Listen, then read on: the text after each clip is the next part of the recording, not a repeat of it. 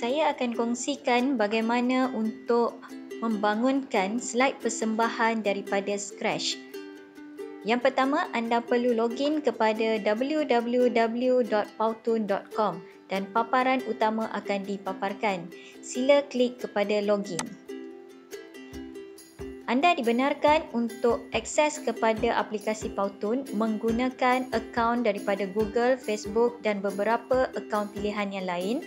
Dan anda juga boleh untuk create akaun baru untuk login ke dalam aplikasi Powtoon. Apabila telah login, paparan berikut akan ditunjukkan. Sila pilih blank Powtoon. Anda boleh memilih salah satu konsep bagi Powtoon yang akan dibangunkan. Ini adalah paparan bagi blank slide yang akan digunakan sepanjang tutorial kita pada sesi kali ini. Pastikan anda berada dalam mode create untuk memastikan anda mendapat toolbar seperti di sebelah kanan. Di bawah ini merupakan timeline dan ini merupakan button play di mana kita boleh untuk semak sebarang props atau karakter yang telah dimasukkan untuk melihat pergerakan bagi props dan karakter tersebut. Ini merupakan slide yang pertama dan sekiranya anda ingin membuat penambahan slide, hanya klik pada butang tambah di blank slide. Dan slide kedua akan dipaparkan. Saya akan kongsikan bagaimana untuk anda memasukkan background ke dalam blank slide. Anda boleh memilih gambar yang ada ataupun hanya menukar warna putih slide tersebut kepada warna pilihan anda. Sebagai contoh, ini adalah gambar yang anda masukkan. Atau anda juga boleh membuat perubahan kepada warna background itu sendiri. Saya akan tunjukkan bagaimana untuk memasukkan karakter ke dalam slide.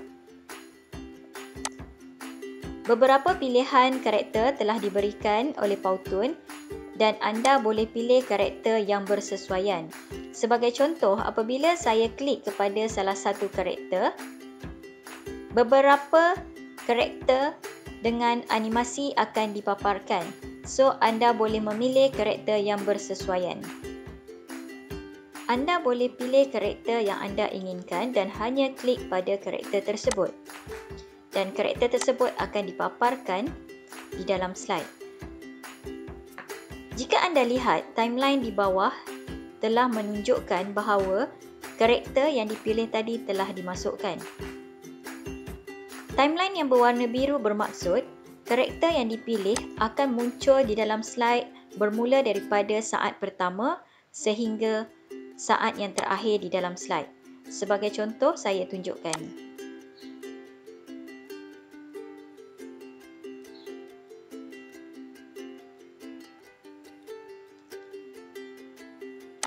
Anda mempunyai pilihan untuk menetapkan berapa lama tempoh masa sesuatu karakter ataupun props untuk berada di dalam slide. Sebagai contoh, saya pendekkan karakter yang pertama untuk berada pada saat pertama hingga ketiga sahaja. Anda boleh tekan button play untuk melihat pergerakan karakter tersebut daripada saat pertama hingga saat yang ketiga dan seterusnya karakter tersebut akan hilang daripada slide. Anda juga boleh memberikan efek yang bersesuaian kepada karakter yang telah dipilih. Sebagai contoh,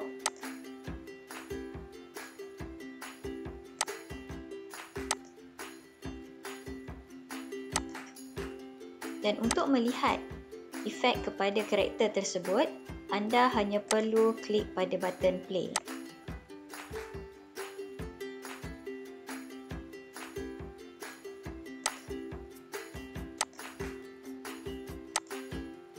Dan sekiranya anda ingin membuat penambahan masa kepada karakter yang telah dipilih, anda hanya perlu menekan ikon tambah ataupun hanya drag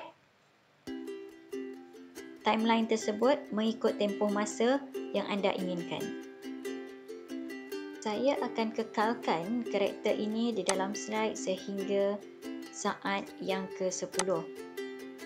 Oleh itu, apabila saya tekan button play, apabila karakter ini masuk, karakter akan terus kekal di dalam slide sehingga saat yang ke-10. Saya akan tunjukkan kegunaan fungsi A to B. Fungsi A to B ini adalah untuk menunjukkan pergerakan karakter ataupun props dari satu point ke satu point yang lain. Contoh adalah seperti berikut. Dan seperti biasa, anda perlu lihat di timeline tersebut berapa lamakah pergerakan yang anda perlukan bagi fungsi tersebut. Saya perlukan pergerakan itu daripada saat pertama sehingga saat yang keempat. So, untuk melihat hasilnya, kita akan tekan button play.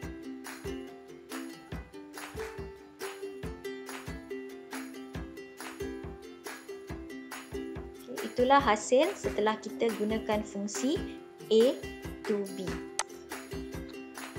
Baiklah, seterusnya saya akan kongsikan bagaimana cara untuk anda menambah props ke dalam slide persembahan. Sebagai contoh, di dalam slide kali ini saya akan tambahkan kerusi, meja dan juga laptop untuk digunakan oleh karakter. Anda boleh memilih props yang bersesuaian dan apa yang anda rasakan perlu bagi sesuatu slide persembahan untuk mencantikkan lagi slide tersebut.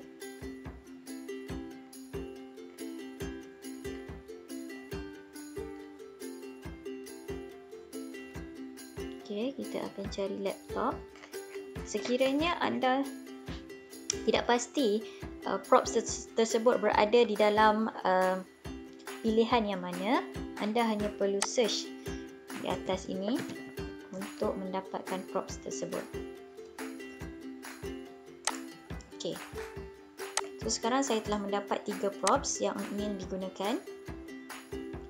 Kerusi saya akan letakkan di belakang karakter. Jadi seperti yang telah saya kongsikan sebelum ini, untuk jadikan kerusi ni berada di belakang props, anda hanya perlu untuk klik pada setting, klik arrange dan pastikan kerusi berada di belakang. Dan anda akan dapat lihat karakter seolah-olah seperti berada di atas kerusi. Untuk meja pula, saya akan letakkan di hadapan karakter untuk diletakkan laptop. Ini akan menunjukkan seolah-olah karakter sedang menaip pada laptop tersebut. Anda boleh mengubah kedudukan dan setting sesuatu props atau karakter itu mengikut kesesuaian anda.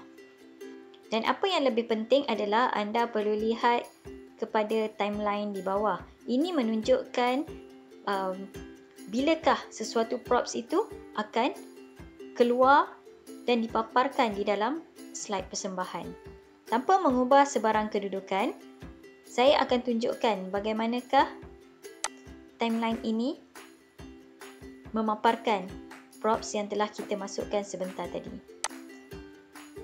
Anda akan nampak hanya karakter yang saja yang keluar dan kemudiannya meja, laptop dan juga kerusi. Saya akan pastikan kerusi, meja dan laptop berada terlebih dahulu dan kemudian barulah karakter akan masuk. Jadi bagaimanakah cara-caranya? Yang pertama, anda kena pastikan karakter berada pada saat yang keberapa. Okey, di sini karakter berada pada saat yang pertama dan akan keluar sehingga ke penghujung slide persembahan. Jadi saya akan anjakkan karakter berada pada saat yang kedua sehingga ke hujung slide persembahan. Dan meja akan berada di awal persembahan berserta dengan kerusi dan juga laptop. Okey, kesemua props dan karakter akan ada di dalam slide persembahan daripada mula slide sehingga tamat slide. Okey, kita akan play slide untuk melihat apakah hasilnya.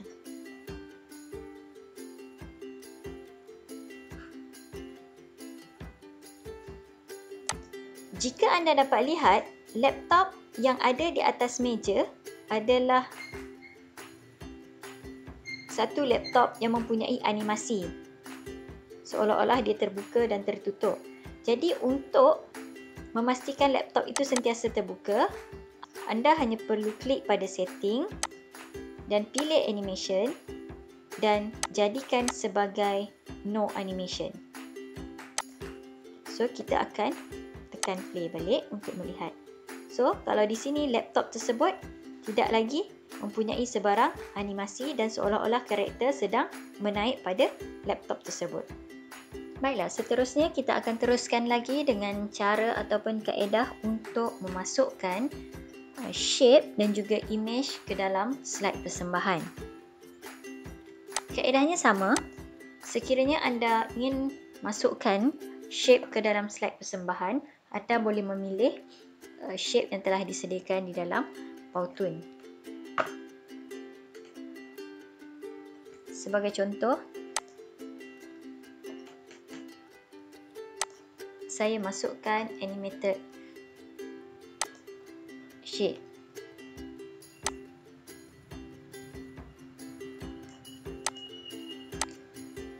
Fungsi bagi shape juga adalah sama seperti yang saya terangkan sebelum ini. Jadi sekiranya anda ingin membuat sebarang perubahan, anda boleh klik kepada gambar tersebut dan klik pada setting untuk dibuat sebarang perubahan. Dan seterusnya untuk image, anda boleh memasukkan apa-apa sahaja image yang diperlukan di dalam slide persembahan. Sebagai contoh, saya masukkan satu image.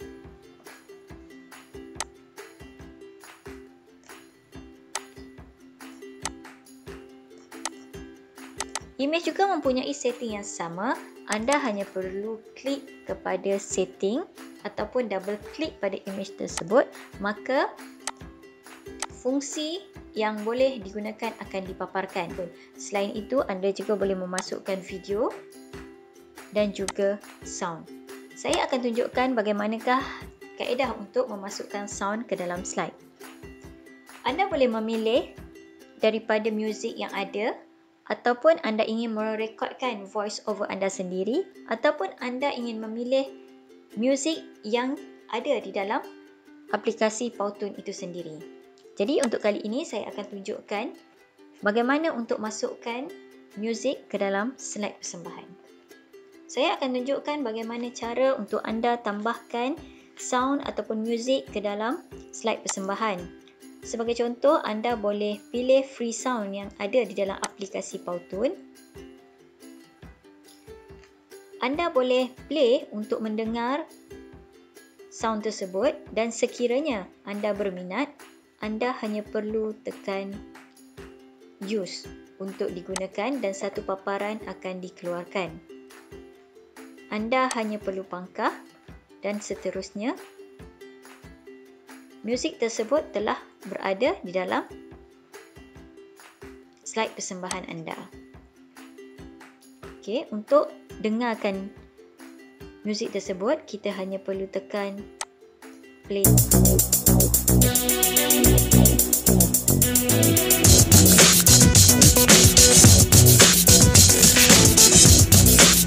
Itu adalah contoh apabila kita telah memasukkan sound ke dalam slide persembahan kita. Saya ingin tunjukkan contoh bagaimanakah cara untuk memasukkan transition ke dalam slide sekiranya kita mempunyai banyak slide dan kita ingin memasukkan beberapa pilihan transition. Jika anda dapat lihat di bawah slide yang pertama, ada satu ikon Add Transition. Anda hanya perlu klik dan kemudiannya transition akan dipaparkan. Anda hanya perlu pilih sahaja. Jadi bagaimana transition itu akan berfungsi? Kita hanya tekan button play.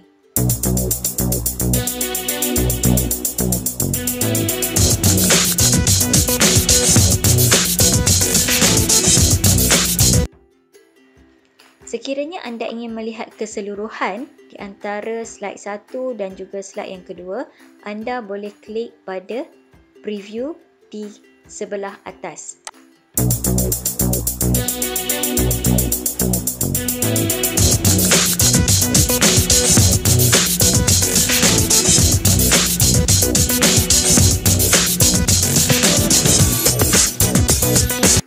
Itu adalah contoh sekiranya anda memasukkan transition di dalam slide. Itu adalah contoh apabila anda memasukkan transition di antara slide.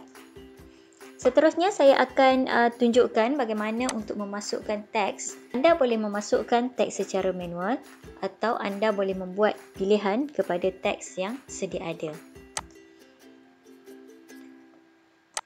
Saya masukkan contoh.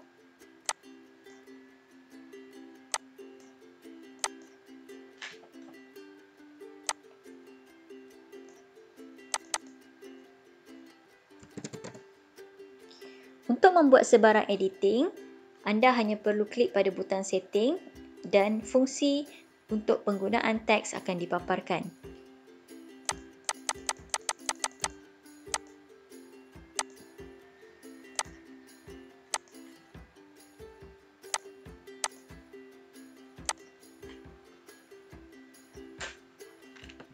Sekali lagi, anda perlu lihat kepada timeline di manakah teks itu berada dan anda perlu tahu bilakah masa yang anda inginkan teks itu dipaparkan di slide persembahan.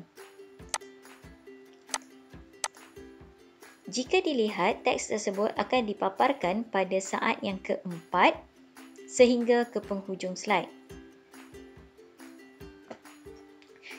Oleh itu, saya ingin anjakkan kepada saat yang ketiga. Anda hanya perlu drag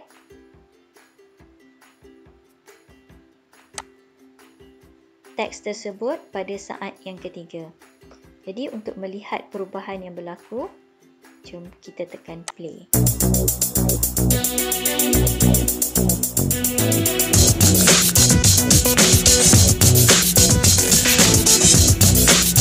Untuk makluman anda, slide persembahan di dalam aplikasi PowerToon akan autosave setiap kali perubahan dibuat. Secara keseluruhan, itu sahaja fungsi ataupun tools yang anda perlu tahu untuk membangunkan satu slide persembahan.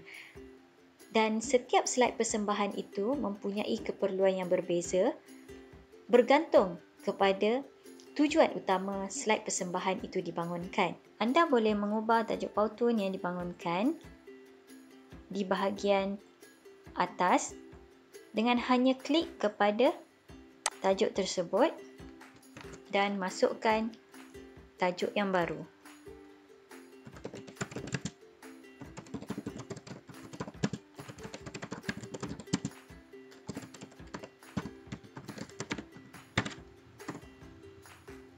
Jika anda ingin melihat slide persembahan yang telah dibangunkan, anda boleh klik pada menu dan klik pada workspace.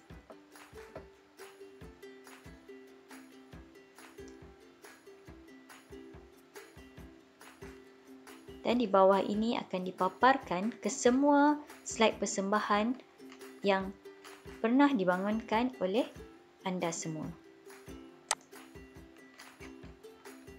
Selepas ini saya akan kongsikan bagaimana untuk ekspor slide persembahan yang telah dibangunkan ke dalam YouTube ataupun untuk disimpan dalam format yang sesuai.